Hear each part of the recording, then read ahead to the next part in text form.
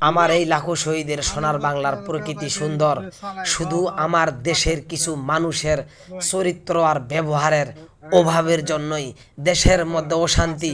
মনে রাখবেন, একটা কথা পরিষ্কার, আমাদের দেশের মধ্যে যখন যেই দল ক্ষমতায় যায় তখন সেই দল তার মন মতো দেশ চালানোর চেষ্টা করে, জনগণের চিন্তা কখনোই করে না।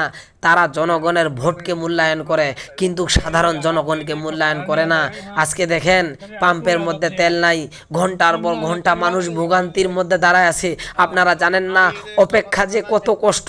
অপেক্ষার চাইতে আগুনের মধ্যে বৈশা থাকলে শান্তি লাগে, কিন্তু অপেক্ষা ভালো লাগে না। আজকে দেখেন, আমাদের গ্যাসের সিলিন্ডারের দাম বৃদ্ধি করা হয়েছে, বাড়িতে বৈশা থাকি, বাচ্চারা কান্না করে, সারা দিন 2-1 ঘন্টা মাত্র কারেন্ট থাকে না।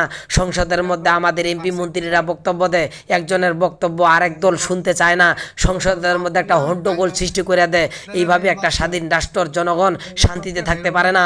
মনে রাখবেন, যতক্ষণ পর্যন্ত রাজনীতিবিদদের চরিত্র ভালো হবে না এবং দেশের প্রতি মায়া থাকবে না, ততক্ষণ পর্যন্ত দেশ, জাতি, সমাজ, রাষ্ট্র কখনোই ভালো হইতে পারে না। আপনারা বারবার একটা জিনিস ফলো করেন, যখন যেই দল ক্ষমতায় আসে তখন সেই দলের আইন শৃঙ্খলা বাহিনী তাবেদারি করে এবং ভক্ত হয়ে যায়। আপনারা ভিডিওটা ভালো লাগলে